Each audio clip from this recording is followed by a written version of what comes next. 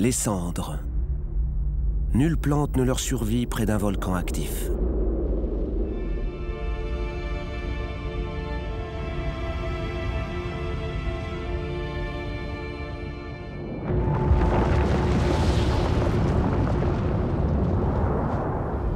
Presque tous les animaux fuient ce chaos, quand ils le peuvent encore.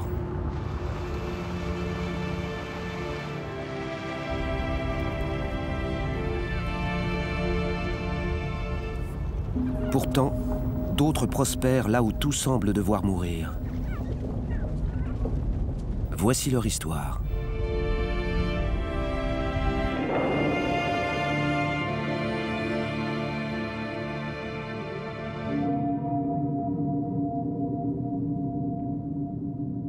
Il était une fois, et il sera encore de nombreuses fois, un drame.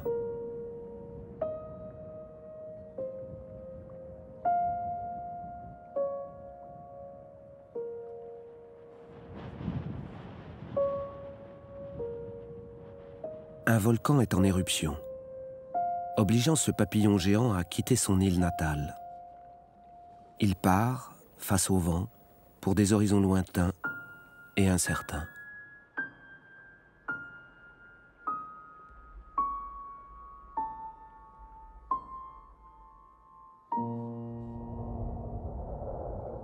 Nous sommes au nord de l'Australie, au bout d'une île appelée Nouvelle-Bretagne, où une baie profonde abrite la ville de Rabaul. Ce golfe est une caldeira, une vaste dépression volcanique évasée en son centre et flanquée de petits cônes. À la fin du XXe siècle, ce volcan émettait les mêmes signes annonciateurs qu'aujourd'hui le Karkar à quelques centaines de kilomètres.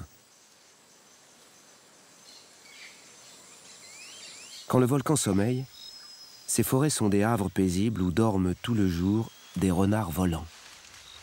Lourdement suspendus à leurs branches, comme les papayes dont ils sont si friands.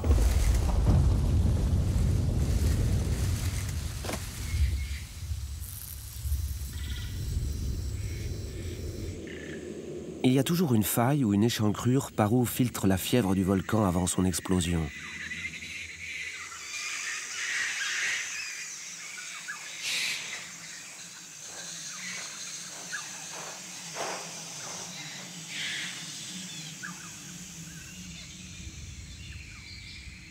Les végétaux, rivés à la poudrière, périront de mort lente, brûlés par ces fumerolles sulfurées, acides comme du vinaigre.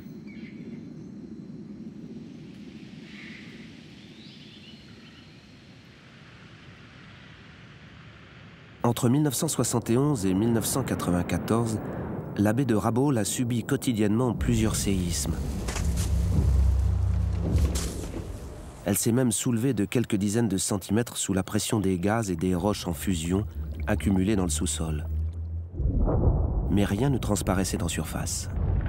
Jusqu'à ce matin du 19 septembre 1994.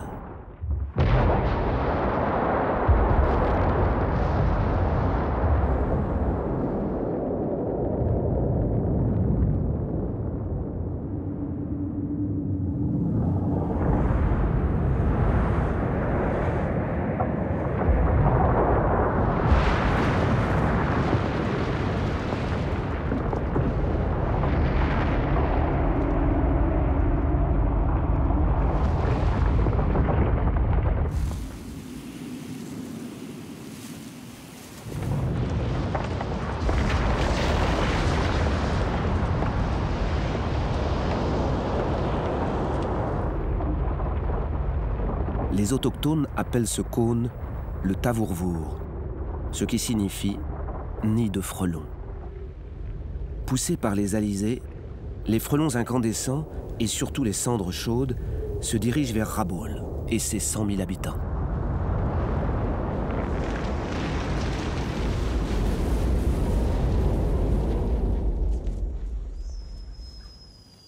Les hommes et presque tous les animaux se sauvent juste à temps.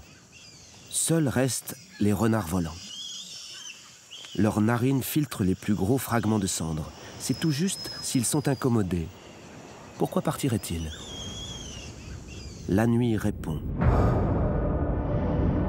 faisant apparaître les dangers invisibles au grand jour.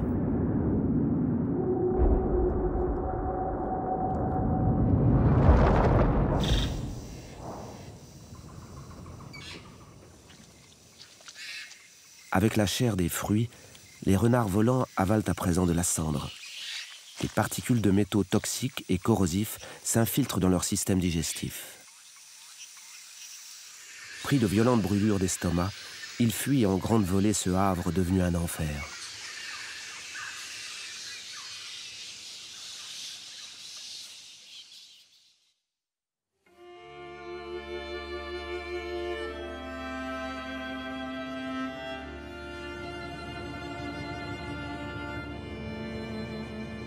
Une fois en altitude, les cendres du Tavurvur se chargent d'eau, refroidissent, puis retombent, couvrant toute la végétation d'un linceul gris. Plus de soleil, plus de photosynthèse, c'est fatal.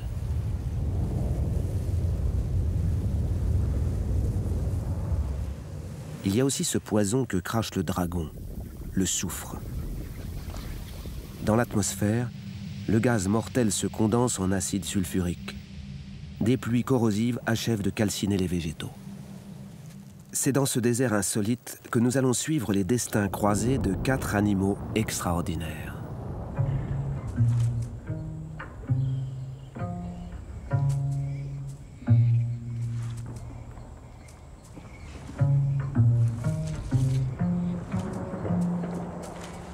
La chenille de l'ornithoptère.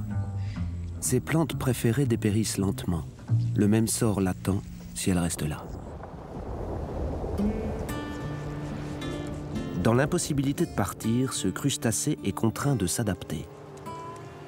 C'est un Bernard l'ermite terrestre.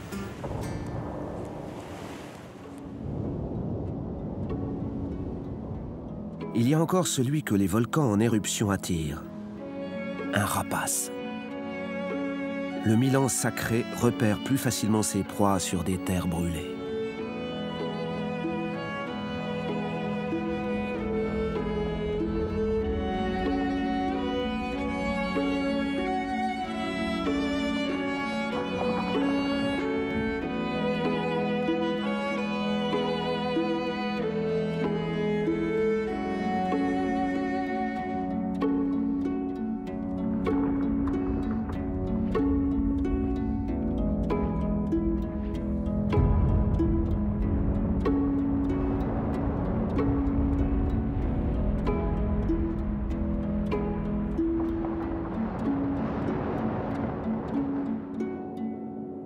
Enfin, dans la longue histoire de la vie sur Terre, la sélection naturelle a retenu un animal qui ne pourrait exister sans les volcans. Il s'agit d'un volatile au grand pied, un mégapode. Pour lui, l'éruption sonne l'heure d'une communion avec les cendres.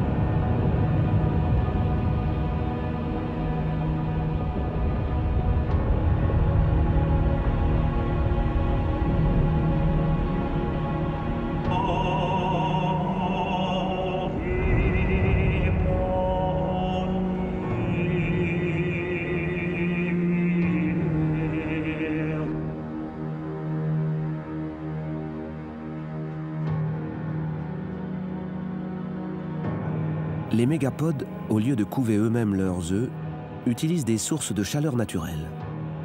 Seules les femelles, les poules, ont quitté les forêts des îles voisines, pressées de confier leur progéniture au Tavurvur et à ses couveuses chauffées par le sol. Elles arpentent le terrain en quête de la température idéale, 35 degrés. Leurs pattes, aussi grandes soient-elles, sont peu sensibles. C'est une glande dans le gosier qui leur indique les zones les plus propices. Un thermomètre naturel, précis au degré près. Cette poule est arrivée bien après les autres. Les meilleurs emplacements sont déjà occupés par des consoeurs plus diligentes.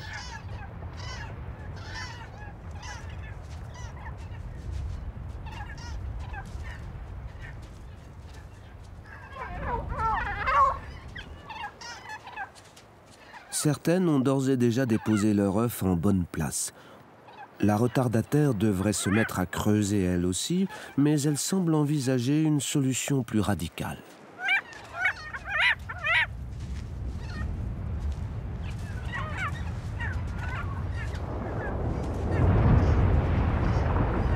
Ne pourrait-elle s'approprier une couveuse toute faite ?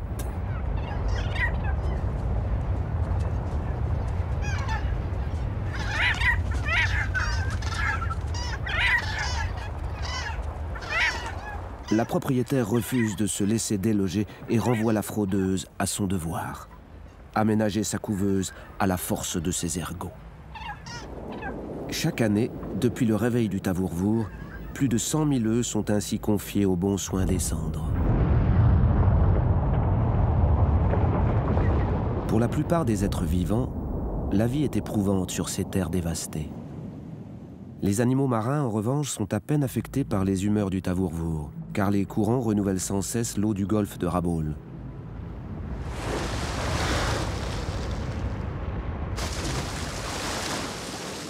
Le matin, au retour de ces chasses nocturnes, une famille de dauphins stènels à long bec vient se détendre au large du volcan.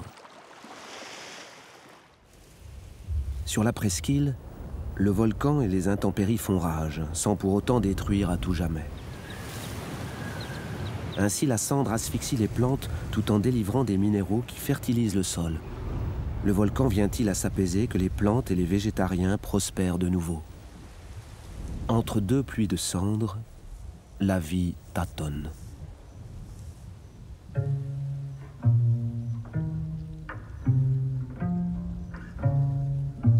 Cette chenille d'ornithoptère a eu le temps de se nourrir à satiété pendant une accalmie. Elle est sur le point d'entamer sa métamorphose à l'abri des prochaines colères du Tavourvour.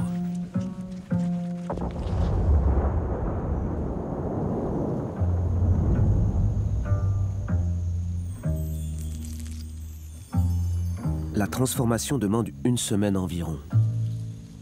Les organes de la chrysalide se liquéfient avant d'être prodigieusement remodelés et remplacés par les subtils atouts et atours du papillon.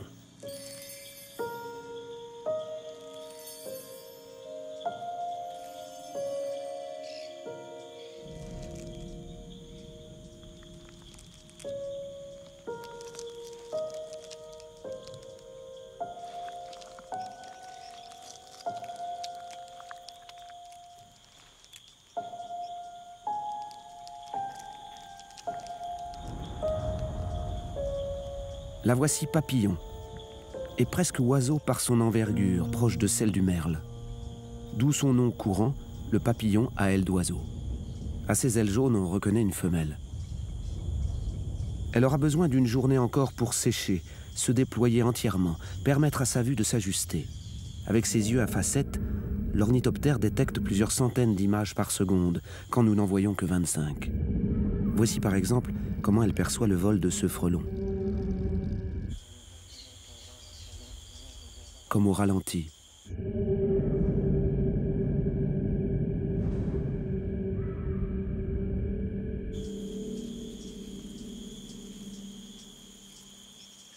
Pour les fourmis, un papillon fraîchement éclos est une providentielle buvette où l'on savoure un nectar de protéines, des résidus de la nymphose.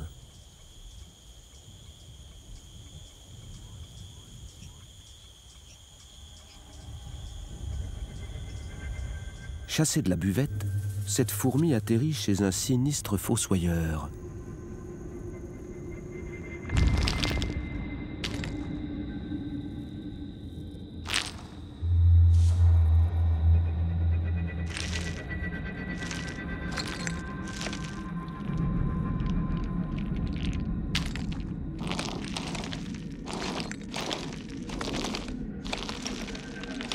le mystérieux tendeur de pièges est la larve d'un insecte éphémère, le fourmilion.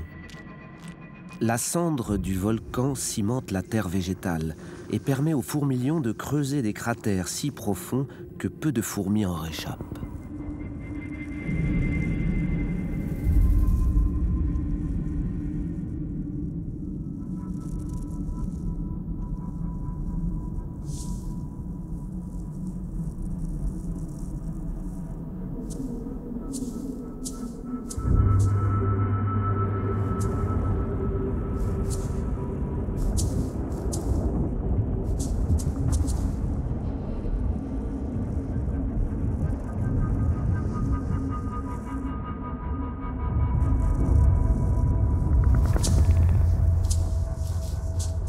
Celle-ci a eu beaucoup de chance.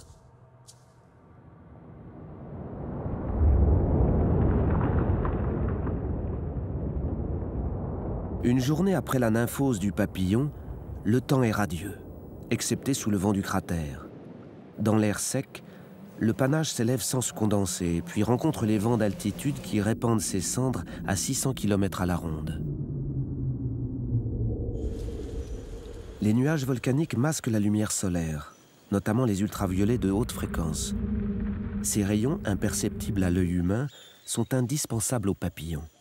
Sans eux, sa vue est tronquée. Les basses fréquences solaires, qui incluent la gamme des rouges, se trouvent filtrées, elles aussi, par le nuage.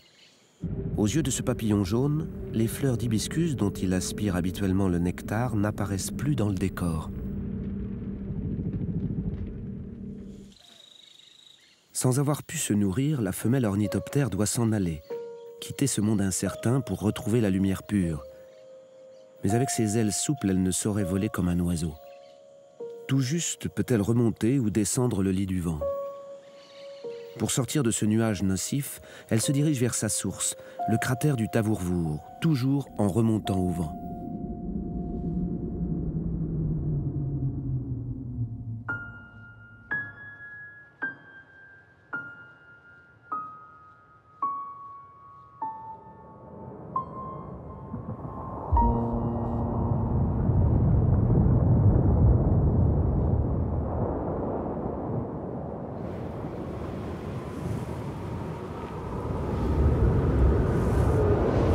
Au pied du nid de frelons, les cendres dispersées par le vent tuent les cocotiers. Cette récolte précoce arrangera certains charognards.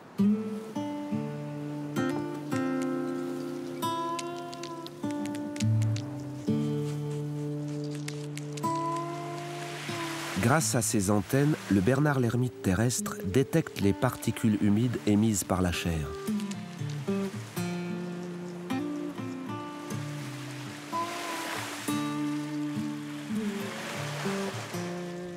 À Rabaul, on dit que la Lune influe sur l'activité du Tavourvour, comme elle commande les marées.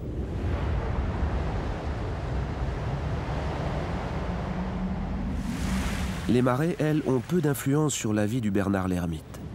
Seules les femelles en sont tributaires au moment de donner la vie. Mais la mer est désormais très loin, au bout d'un désert de cendres et de soufre.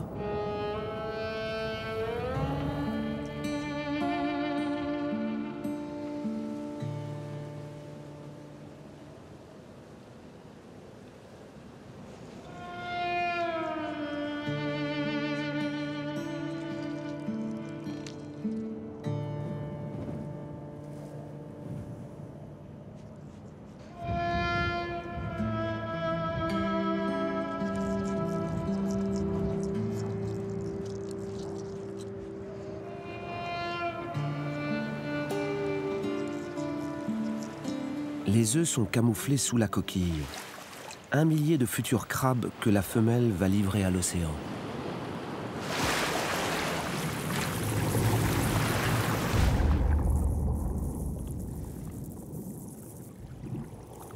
C'est sous l'auvent de cette scorie qu'elle choisit d'abandonner sa progéniture, sur le territoire des poissons clowns et des anémones.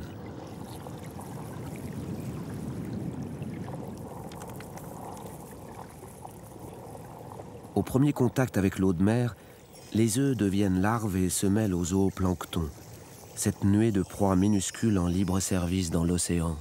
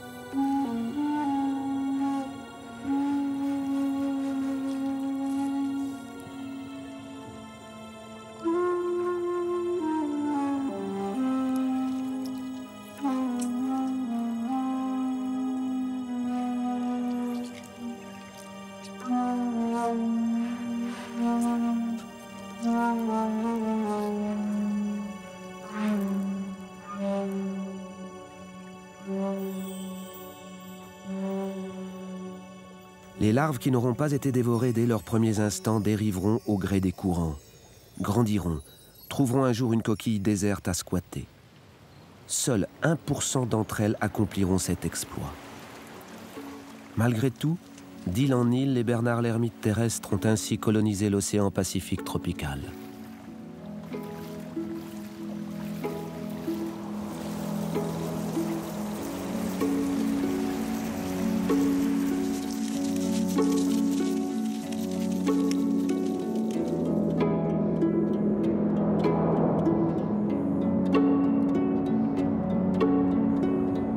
Des luxuriantes forêts entourant le Tavourvour, il ne reste qu'un tapis de cendres hérissé de squelettes.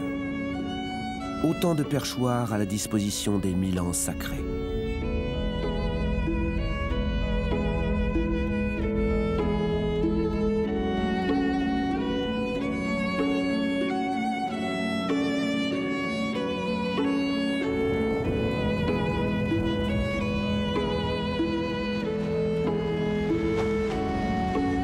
Ce mâle a choisi pour observatoire un tulipier du Gabon, où les vents dominants lui épargnent de justesse les désagréments du panache. Avec sa vue 8 fois plus puissante que la nôtre et son ouïe pointue, il identifie d'emblée l'intrus qui s'approche.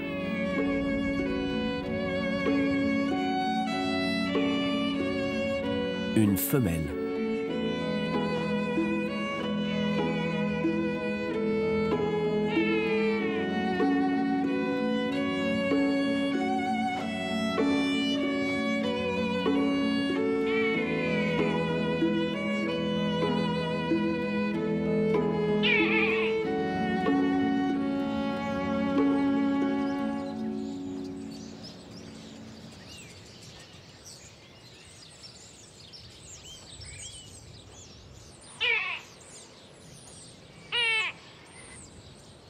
Le couple s'est installé au milieu d'une colonie de stournes chanteurs.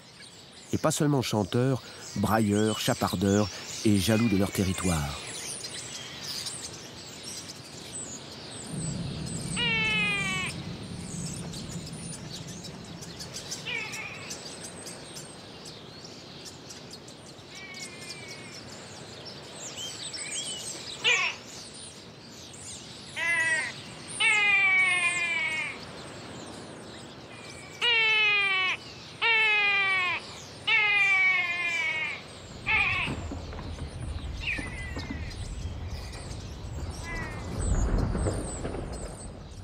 Les 1000 ans ont résisté aux agressions et commencé à construire leur nid.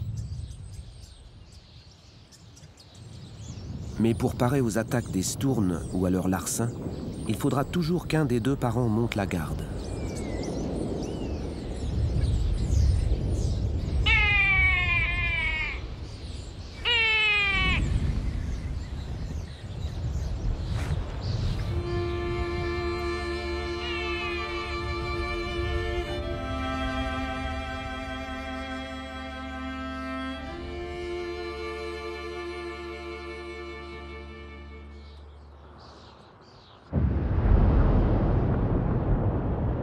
Au vent du panache, la lumière ultraviolette brillera jusqu'au coucher du soleil. D'ici là, la femelle papillon doit repérer une terre d'asile, sinon elle mourra noyée. À jeun, mais l'œil scrutateur, elle entame une périlleuse odyssée.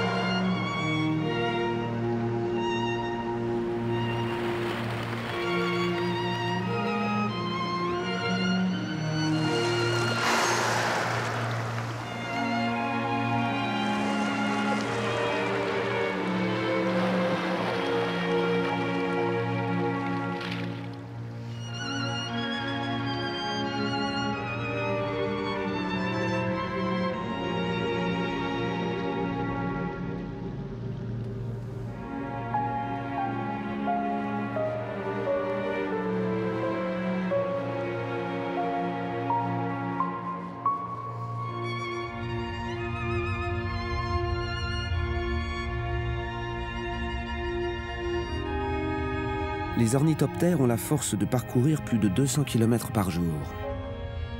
On retrouve ces Ulysses jusqu'au littoral de la Papouasie et du nord de l'Australie. Ils sont particulièrement nombreux à plusieurs centaines de kilomètres de Rabaul, sur l'île de Manam.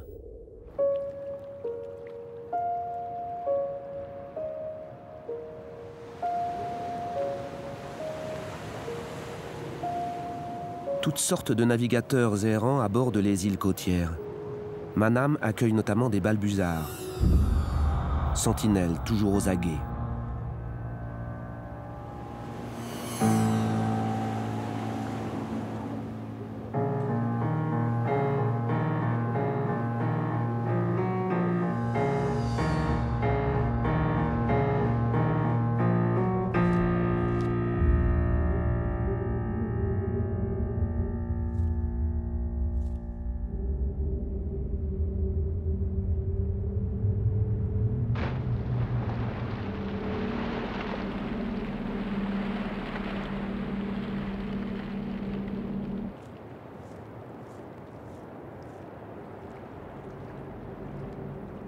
Le balbuzard ne s'intéresse heureusement qu'aux poissons. Pendant qu'il pêche, l'ornithoptère couvrira la courte distance qui le sépare de l'île verdoyante.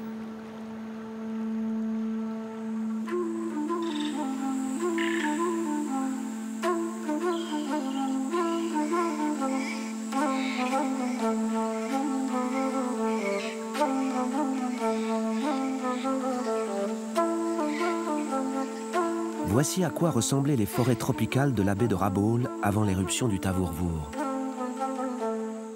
Le tableau actuel, un camailleux de gris. Le Tavourvour est d'humeur changeante. À présent, son magma devenu visqueux obstrue le cratère. En sous-sol, la pression monte jusqu'à la rupture.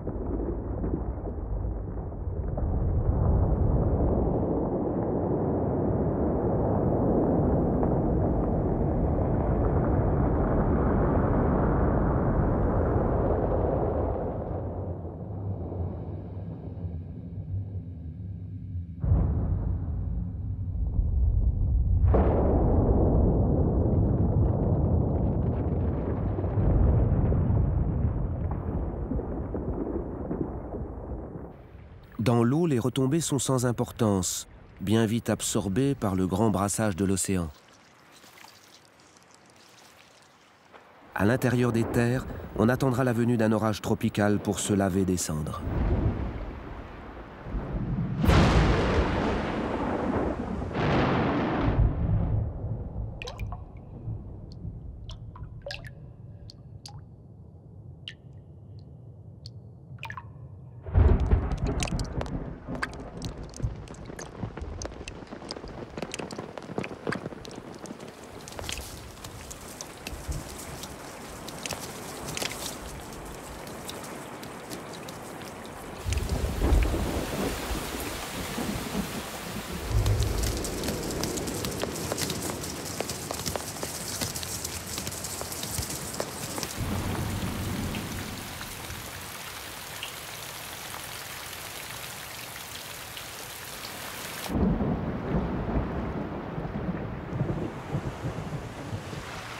Ces pluies érodent le sol au pied du Tavourvour et creusent le lit de ruisseaux éphémères, où s'aventurent parfois des filles de Neptune.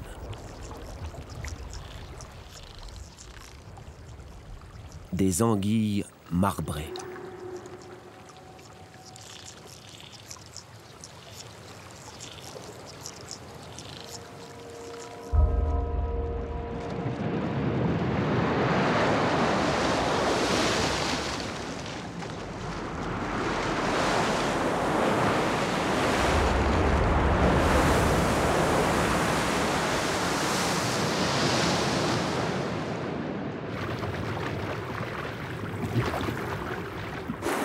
Les plus grandes, presque 2 mètres, sont trop lourdes pour se hisser sur la berge.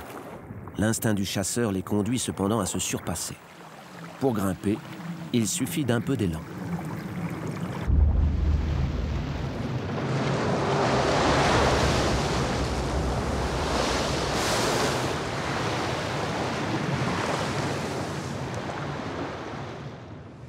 Il en faut un peu plus pour faire courir un Bernard l'ermite.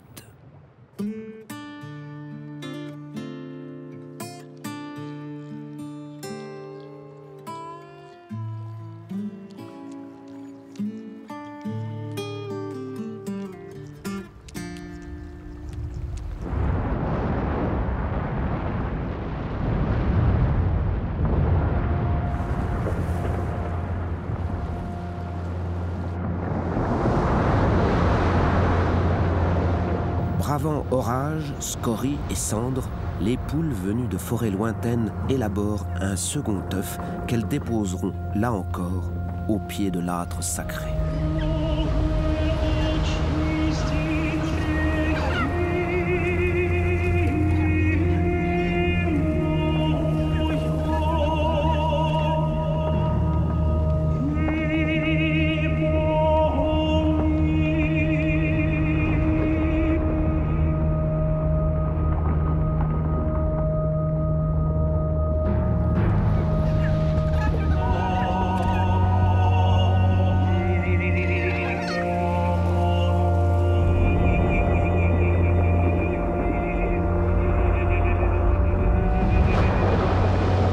Parfois, le nid envoie ses frelons incandescents dans tous les sens. Les plus gros ont la taille d'un autobus.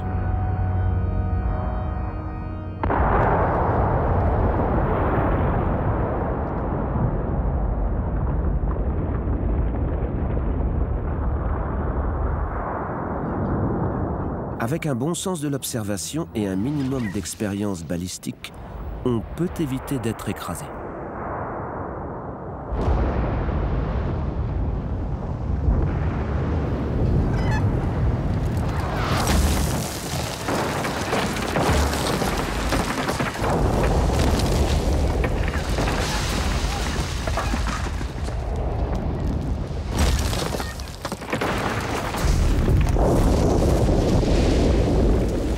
Depuis que le Tavourvour s'est réveillé, 20 000 poules viennent pondre tous les ans autour du cratère.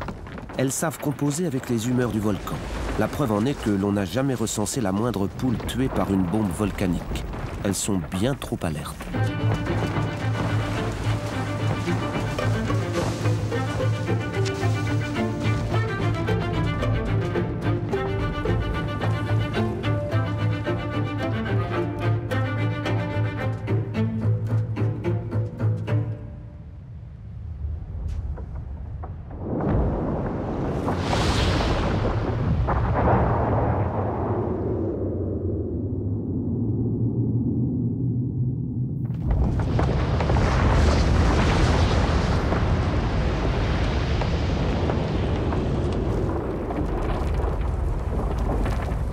Il arrive que sous l'effet du stress, elles abandonnent leur œuf sur le sol, sans prendre la peine de lui aménager un creux. La chaleur solaire emmagasinée par les cendres pourrait suffire à assurer son incubation. Mais elles doivent affronter un prédateur venu tout droit de la préhistoire.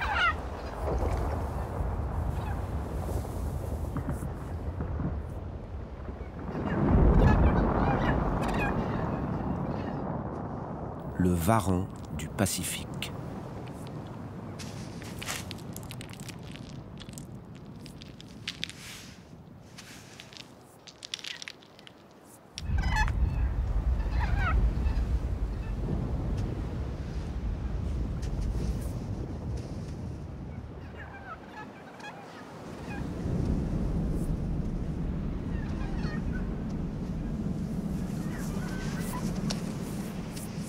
Ses yeux ne discernent que les objets en mouvement. Pour tout ce qui est immobile, il doit suivre l'invisible et sinueux chemin des odeurs. C'est sa langue fourchue qui détecte le parfum des œufs fraîchement pondus.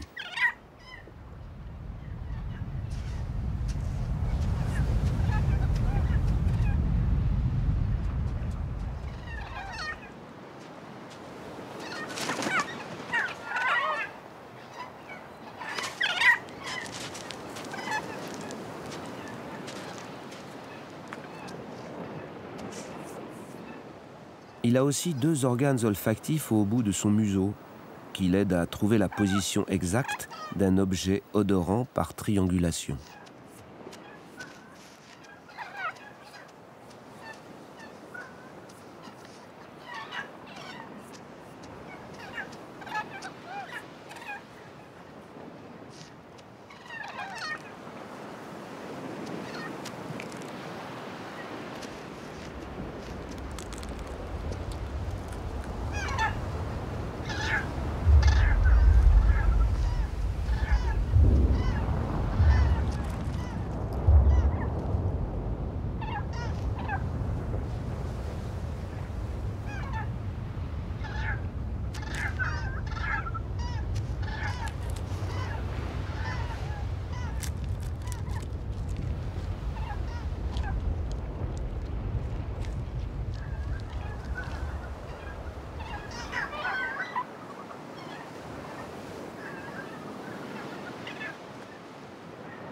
L'œuf de mégapode contient 3 fois plus de jaune que celui d'une poule domestique, un concentré de vitamines et de sels minéraux.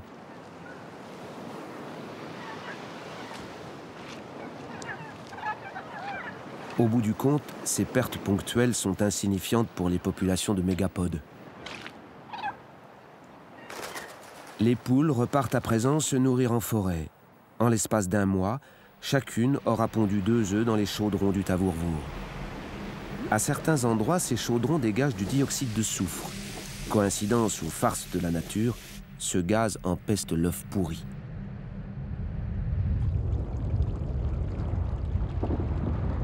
Plus les ruisseaux éphémères s'évaporent, plus ils sont saturés d'acide sulfurique et toxique pour qui voudrait s'y désaltérer.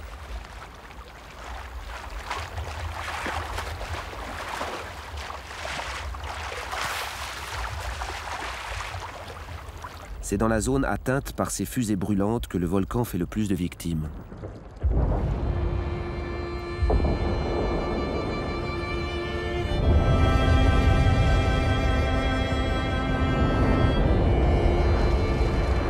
Dans ce déluge de bombes, les milans sacrés peuvent se permettre de chasser. Leur vue pénétrante se double d'un large champ de vision. D'un même regard, ils perçoivent un minuscule cadavre au sol et les déjections du monstre gris.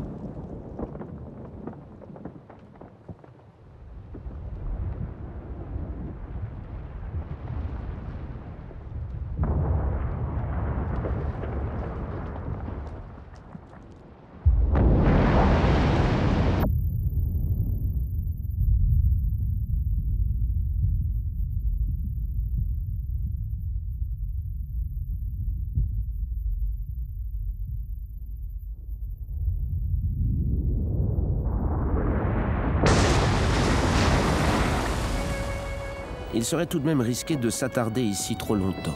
Le temps de la digestion, il plane en bloquant ses ailes.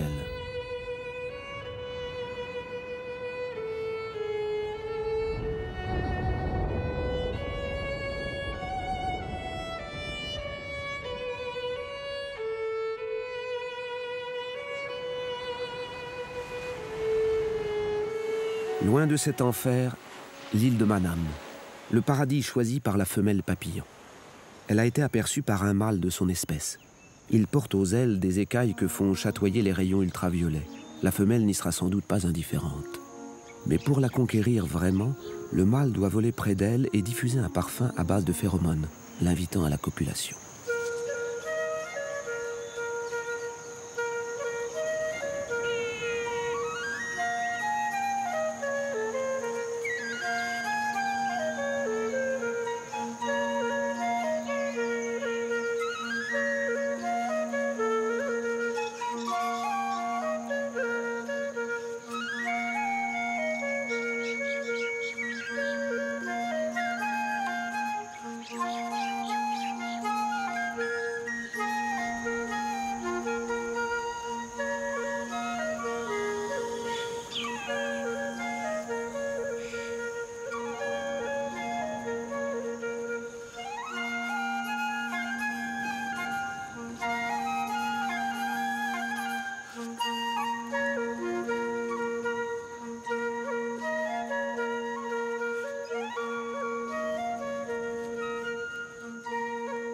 Cette femelle ne semble pas vouloir s'accoupler finalement. C'est bien normal, elle a déjà été fécondée et ne papillonne que pour chercher un endroit où pondre. Elle déposera ses quelques 200 œufs sur sa liane fétiche. Cette plante s'appelle l'aristoloche, un nom prédestiné d'origine grecque signifiant « la meilleure pour la naissance ».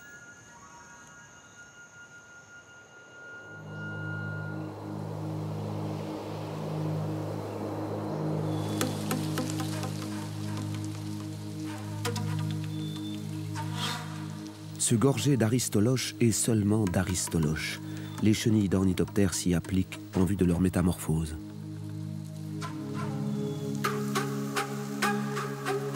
La plante contient des alcaloïdes toxiques, bénins pour les chenilles mais dangereux pour ceux qui seraient tentés de les dévorer, comme ce grand pigeon des plus élégants, le goura de Victoria.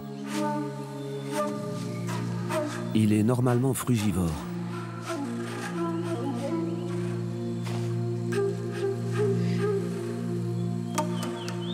Prend-il la chenille pour un fruit exotique?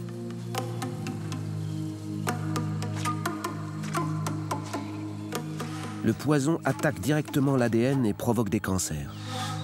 La sélection naturelle saura limiter ces accidents. Elle ne retient que les lignées de goura ayant appris à se méfier de ces chenilles. À l'horizon, le tavourvour est d'humeur moins sombre. Il a coiffé son panache blanc, blanc comme la vapeur d'eau. Entre deux éruptions, la pression chute dans la chambre magmatique.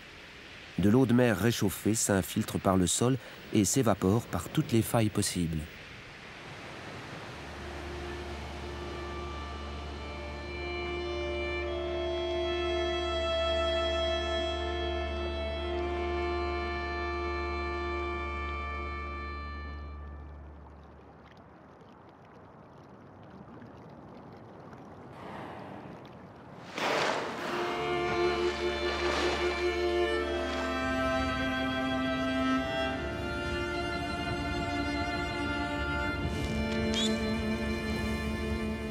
L'accalmie invite ce poussin de mégapode à quitter sa couveuse artisanale.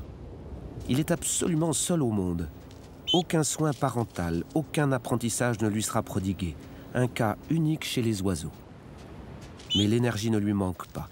Il l'a puisée dans le jaune très nourrissant qui remplissait sa coquille. Il peut même voler dès le premier jour.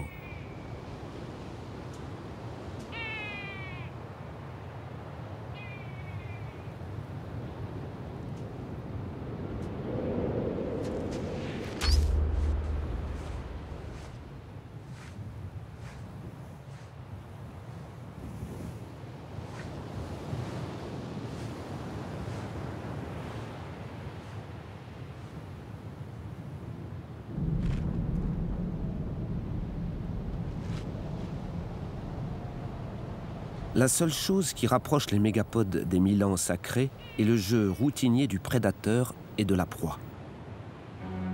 À l'opposé des mégapodes, les milans sont des parents attentifs. Ils communiquent et se partagent équitablement les tâches, l'un protégeant le nid contre les stournes voleurs quand l'autre va chasser.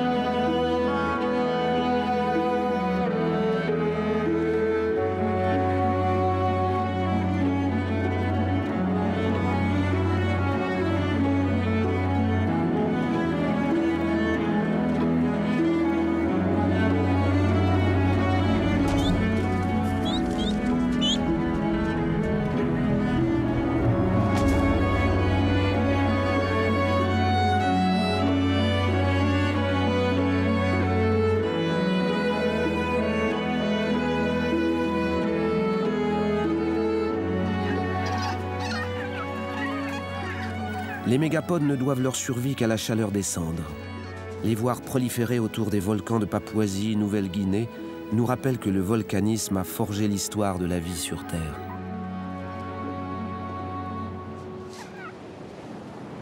Voilà 16 ans que le Tavourvour crache ses frelons de braise. Les animaux ont eu le temps d'établir alentour leurs repères. Ce couple de milans revient chaque année dans le même nid pour élever 1 ou 2 aiglons.